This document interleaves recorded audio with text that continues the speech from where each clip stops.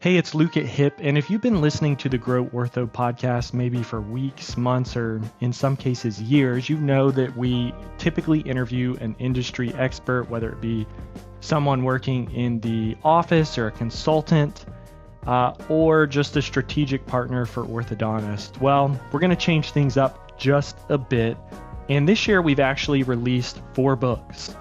And so we're going to release every audiobook, basically a chapter for each episode.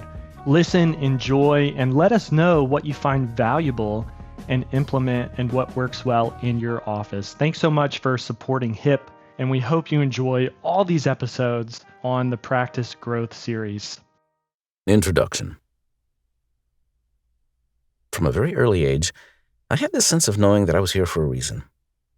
I'm not entirely sure where it came from, but I have always felt that I was put on earth to do something meaningful.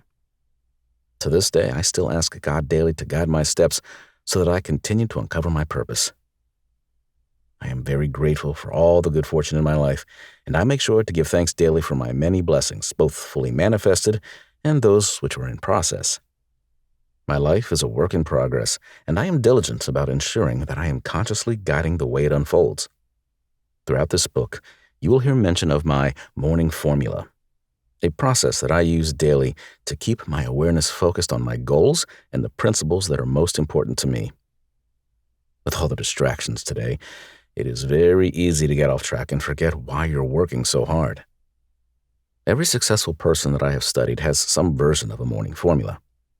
This book contains everything you need to build your own process for staying on course with your goals, and it is my hope that by the end of it, you will construct your own morning formula. In this 4th and final book of the Orthodontic Practice Growth series, we will cover the most important aspect of building a successful orthodontic practice: mindset. A positive mindset is a quality that is developed and honed. It does not happen by accident.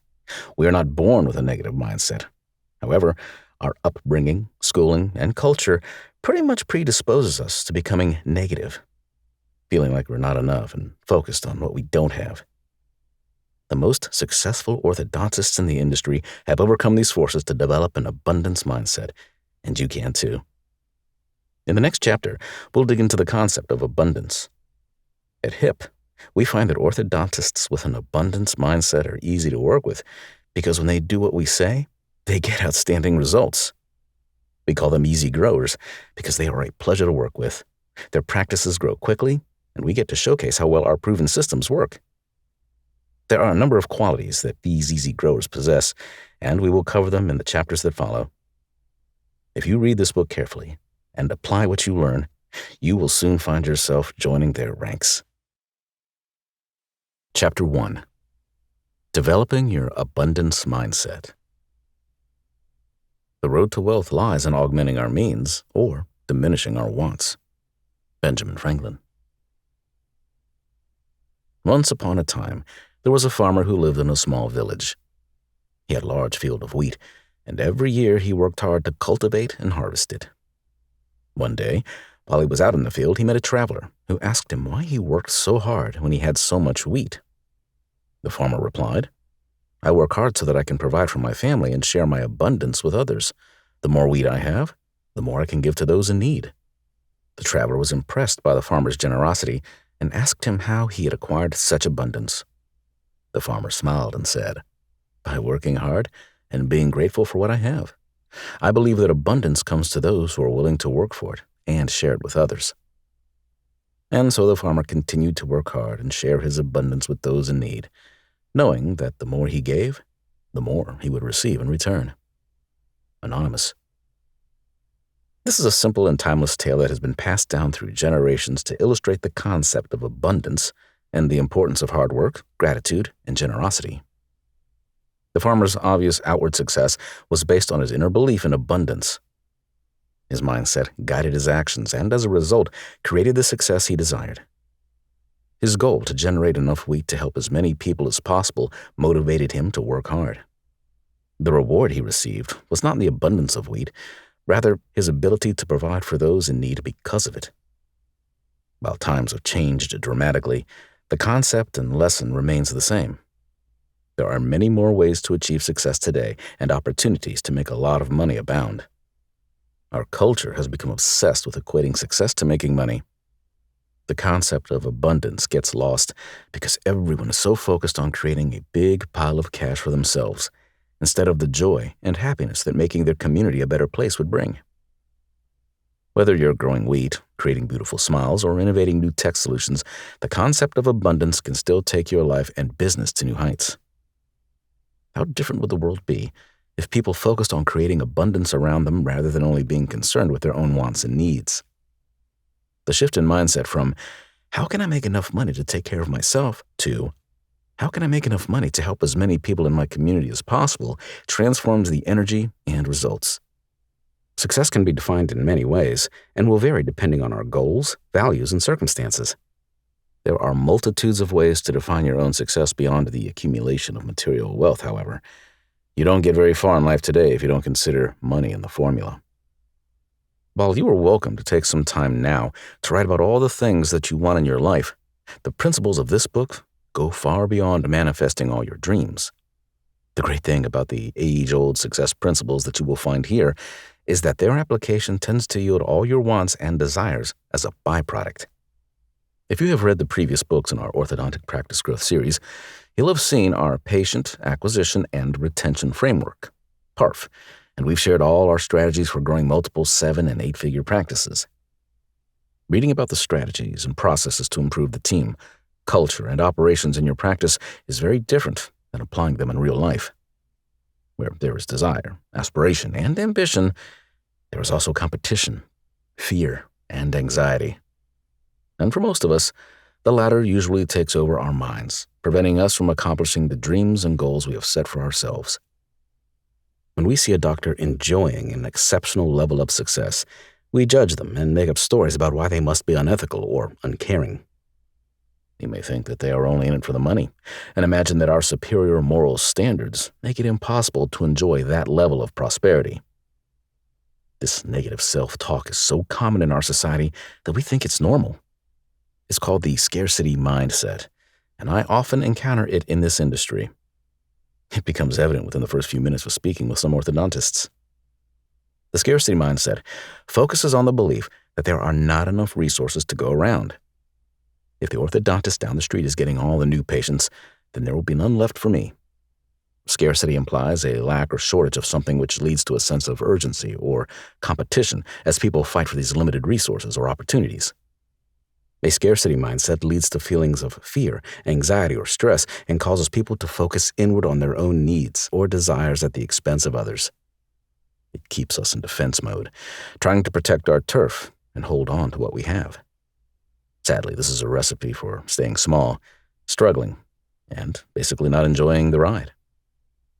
At HIP, we've encountered all too many orthodontists who think, my competition is out to get me, and if they find out what I'm doing, they will take all my patients. They worry about what will happen if another practice in town hires us, and they start getting similar results. They think that there are not enough patients for everyone, which could not be further from the truth. Dr. Ben Fishbein, founder of Fishbein Orthodontics, has made it into all 4 of my books because he exemplifies what is possible when you combine proven systems for growth with an abundance mindset. When he first started out, he did not have an abundance mindset. He recently shared the scarcity thought process that he had early in practice. Maybe you'll recognize some of it in your own thinking. In the past, if I saw someone with braces who wasn't my patient, I'd get pissed off. It honestly felt like competition was taking my patients from me. Literal thoughts would go through my head like, my daughter goes to school with her. How could she go to another orthodontist? Why do we think this way? It's not like only a small group of people want straight teeth.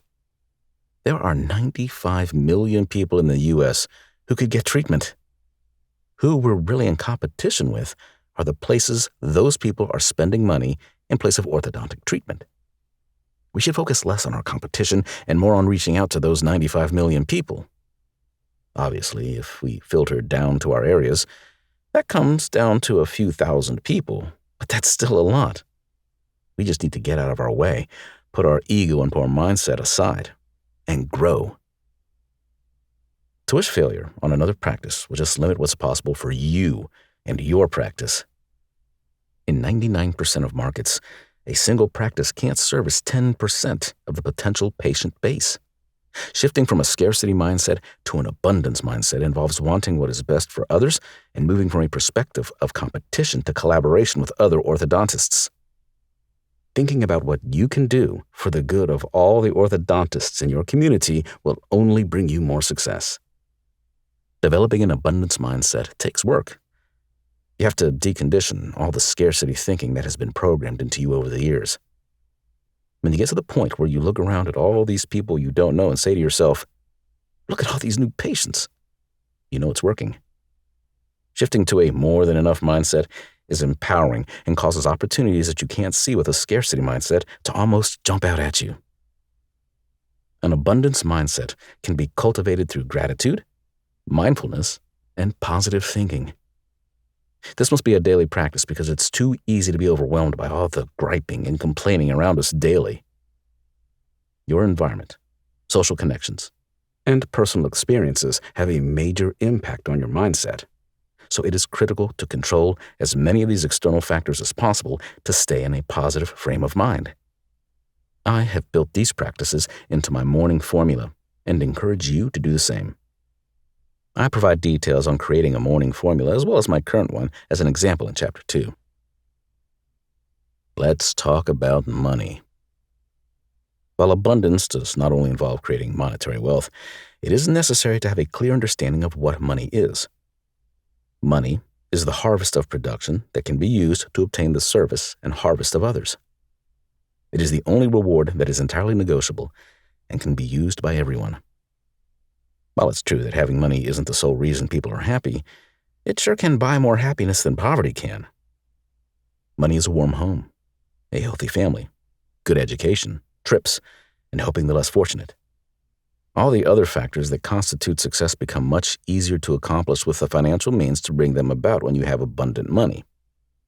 The beauty is that as an orthodontist, your practice is one of the best vehicles for producing wealth. The key is to think like a business owner with an abundance mindset. You have invested much time, energy, and money into becoming an orthodontist. You've sacrificed a lot, so it's safe to assume you may be at a point where you would finally like to reap the rewards of your hard work. Maybe 20 years ago it was possible to just open up shop as an orthodontist and build a $3 million a year practice. Today, we live in a very different world that is changing by the minute. New solutions like Smile Direct Club are popping up as the demand for orthodontic services grows, making building a thriving practice more challenging. Many orthodontists are struggling to even hit the national average of $1.2 million in production. Considering these factors is crucial if you want your practice to succeed. An orthodontist must generate a substantial amount of money simply to cover the costs of getting into and being in practice. Student loan debt alone is upwards of $800,000, and opening a practice can run anywhere from low six figures to $1 million plus, depending on the types of modalities and equipment you want. Fortunately, it's not all doom and gloom. There are strategies to stand out from the competition, market your practice, and build a solid foundation of happy patients. It just takes thinking like a business person rather than a highly specialized doctor that deserves to earn a high income. In books 1, 2, and 3, we've shown you the strategies you need to implement to run your practice like a business. You are fortunate to be in a profession where generating wealth is considerably more achievable than in any other field. By following the principles we teach practitioners, you will be able to build a highly profitable orthodontic business and use the proceeds to fund any number of endeavors. Determining value. How do we decide how valuable a person, service, or item is? First, we must consider what value means. Value is a concept that refers to the worth or importance that an individual places on something. It can be subjective, varies from person to person, and can be influenced by a person's beliefs, experiences, or cultural background. Value can also be objective, based on facts that can be measured or quantified. The amount of value we perceive influences whether we think something is worthy of investment. Why is a diamond more valuable than a lump of coal? Well, a diamond was a lump of coal at one time. It just takes very specific conditions to transform the coal into a diamond. That's the secret. By altering conditions, something with little value can become something of great value. Human beings can vastly increase their value to the world. They just need to discover what conditions they can alter to increase their value. The formula for creating value. The amount of money we receive will always be in direct ratio to the demand for what we do, our ability to do it, and the difficulty of replacing us. The amount of money we receive for our work is determined by a complex interplay of these and other factors. Most people think that by continuously developing and improving our skills and abilities, they can increase their value and potentially negotiate for higher pay. If you stop thinking that you should get paid what you're worth as an orthodontist and start thinking about how to build more value into your product, you'll never have to worry about this. Quite frankly, none of your patients think that it is worth paying you more because you graduated in the 99th percentile and continue to take courses that no other doctors take. What does building value into your product or service mean? According to Dr. Castilla, building value only occurs when you know who your customer is. She explains, you need to have clarity about who your customer is. Not all customers are the same. You can't be everything to everybody. Once you decide who your customer is, you need to go out and listen to their voice. Not necessarily the voices of vendors or the voices of other orthodontists that may have a different target market. Clarity is power. This means you have to put yourself into your patient's shoes and consider what they might think would be valuable. Imagine a busy mom or dad carting kids around to school and activities, working full-time and trying to make ends meet. How much would they value conveniences like fast visits, virtual checkups, affordable payment plans, staff that make them feel like gold, or a multitude of other specialty concepts that you determine that your niche demographic want? The value we create for others. Let's discuss the value we provide to our patients. Is the value solely derived from the braces on their teeth, despite the pain and inconvenience they may cause? Or is there added value in ensuring that orthodontic care is convenient and accessible to everyone? The true value lies in delivering affordable, convenient, and exceptional results that last a lifetime. Components that impact orthodontic value. 1. Affordability. 2. Convenience. 3. Exceptional results. Unfortunately, if the first two value components are not emphasized, orthodontic practices risk losing patients by solely focusing on the final result. While most orthodontists excel in the third value component, providing excellent work in patient care, many also prioritize charging high fees and down payments, fearing that they may devalue their service or be seen as cheap. This mindset becomes a barrier for patients who want to start but cannot afford the steep upfront costs. A minor shift in mindset and fee structure can significantly increase the conversion rate in the treatment coordinator room. By incorporating all three value components, you can surpass the average $1.2 million practice and become unstoppable. When preparedness meets opportunity. Opportunities are abundant and are constantly presenting themselves. The question is whether you are able to see and act on them. When you have a scarcity mindset, you are too focused on the problems you see and how they are affecting your dwindling resources. People with an abundance mindset don't see problems. They see new ways to differentiate themselves by creating valuable new solutions. Most orthodontists desire to increase their income and assume that their profession alone qualifies them for it. However, this mindset is no longer valid. DIYers and dentists also offer Invisalign, and new technology may emerge anytime. Nowadays, you must prepare as an orthodontic business owner to succeed. If braces are viewed as a commodity and consumers are price conscious, what can you do to elevate the demand for your services and your ability to deliver and make it challenging for others to replicate your unique product? Do you want to be the low-cost braces provider or the high-priced, high-end option? Do you prefer treating adults only? Whatever your vision, you can achieve it by positioning yourself correctly. The orthodontic industry is projected to grow from $2 billion to over $4 billion in the U.S. alone by 2025. Orthodontists who think innovatively and strategically will be poised for unparalleled growth. Those who remain stagnant may face closure or be forced to work as associates. Don't let that be your fate. The new reality. New technology is increasingly prevalent in our daily lives, revolutionizing how we communicate, access information, and make purchases. This new reality has transformed the way we live, work, and interact with one another, creating new opportunities and challenges for businesses and individuals alike. Consumers now have more choices and options than ever before, leading to a shift in how products and services are marketed and sold. With vast information and multiple options available at their fingertips, consumers are now empowered to shop around, compare prices, and make informed purchasing decisions. This shift doesn't necessarily imply that you must offer the lowest fees in town. Low and high fee strategies can succeed. However, it requires that you are conscious of your patient's financial means and make it easy for them to pay your fees, often via low down payments and monthly installments. There is a way to position low and high fees, and it's all in how you sell it.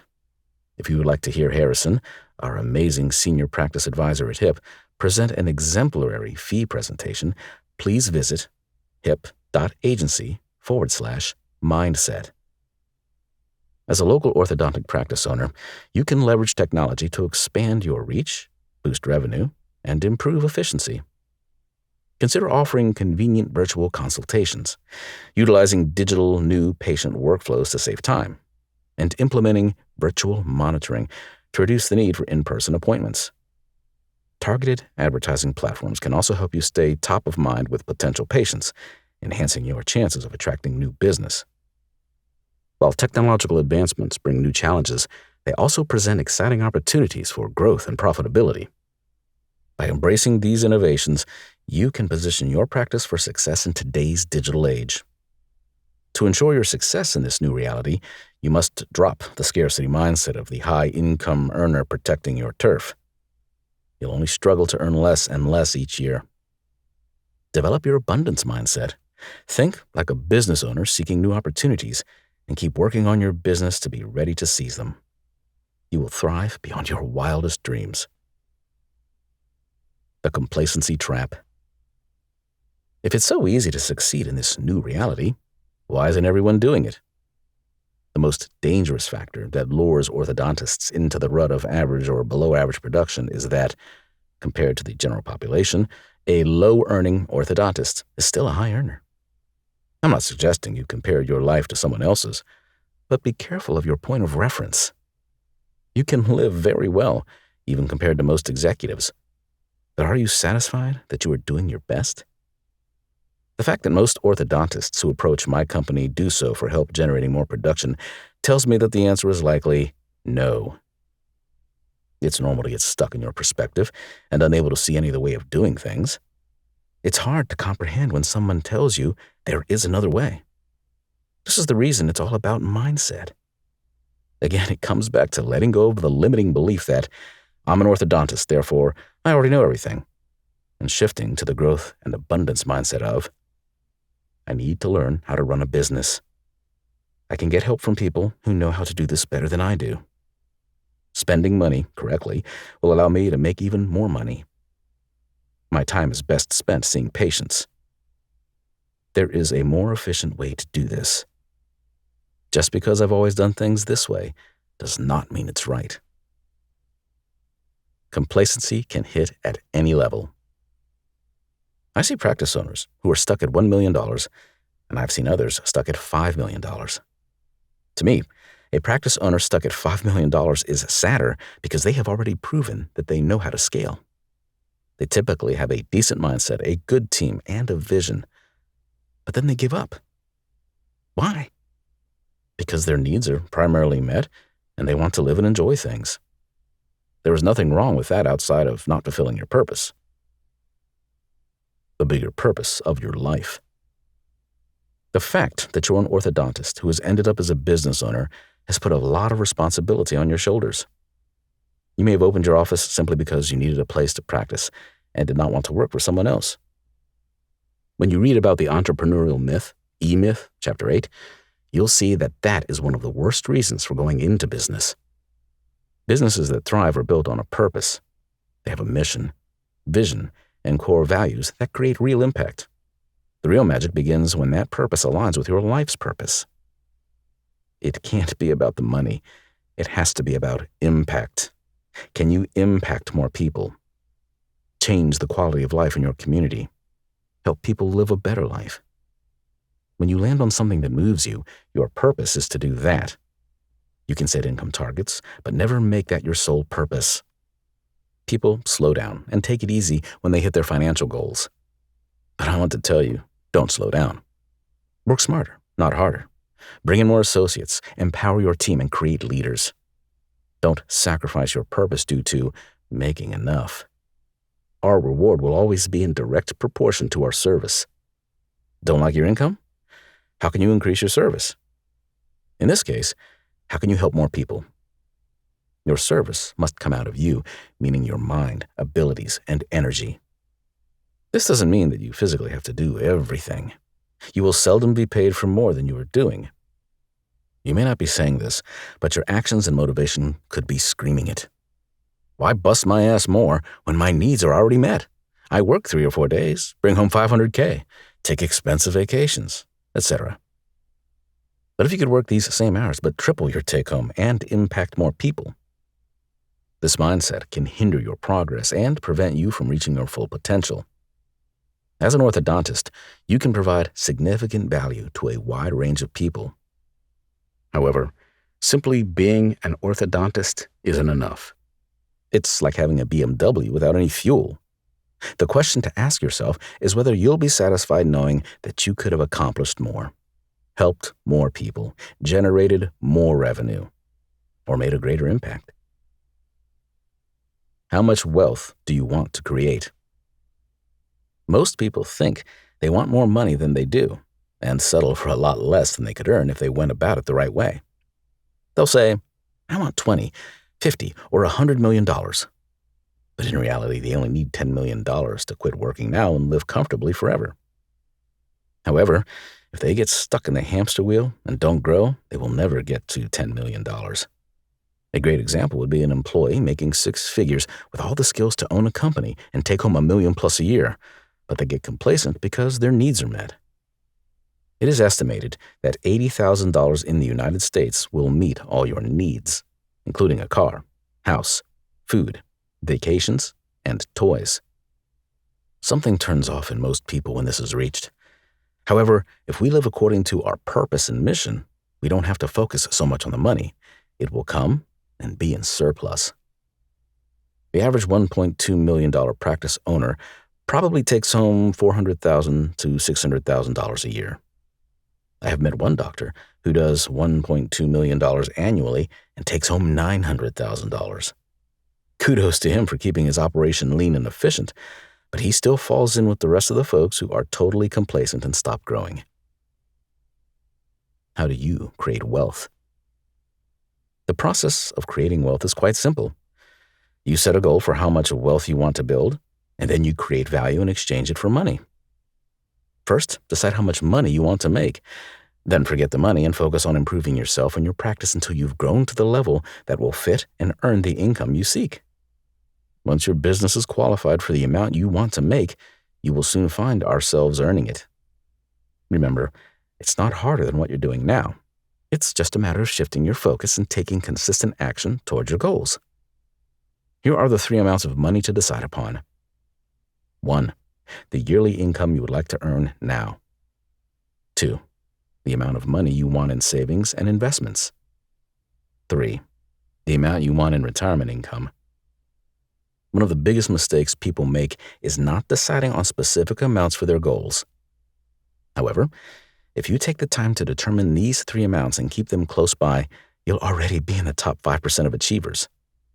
You'll have a clear direction for where you want to go, and if you're truly committed, plan accordingly and take the right steps, you will undoubtedly get there. The real challenge isn't achieving your goals, but instead not setting them in the first place. You cannot hit a target you don't have, so don't leave your success up to chance. To truly understand how to approach money, you must first identify the type of person you are. One who limits their wants to match their income, or one who creates income to meet their wants. It's a personal decision and depends on your values and priorities.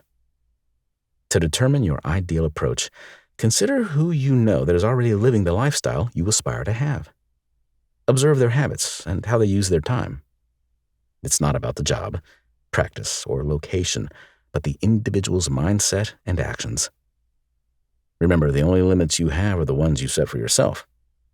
To achieve your desired financial outcome, the most critical first step is to be clear on what you truly want. The key to achieving what you want is to set clear goals and focus on them. Many people settle for what life gives them instead of deciding what they want. By thinking about your desires, writing them down, and reviewing them regularly, you create a mental tension between who you are now and who you want to be. Again, reviewing this daily in your morning formula will prevent you from getting sidetracked by life's distractions. This mental tension fuels your mind to seek ways to bridge the gap and create your desired life. In the upcoming chapter, we will discuss boosting this process and achieving your goals even faster by tapping into your X factor. This extraordinary power lies dormant in all of us until we seek to access it. Keep reading to learn how focusing on your goals can help you stay motivated and make success inevitable. I bargained with life for a penny. A life would pay no more. However, I begged at evening when I counted my scanty store. Life is a just employer. He gives you what you ask. But once you have set the wages, why, you must bear the task. I worked for a menial's hire, only to learn dismayed that any wage I had asked of life would have willingly paid. Jesse B. Rittenhouse.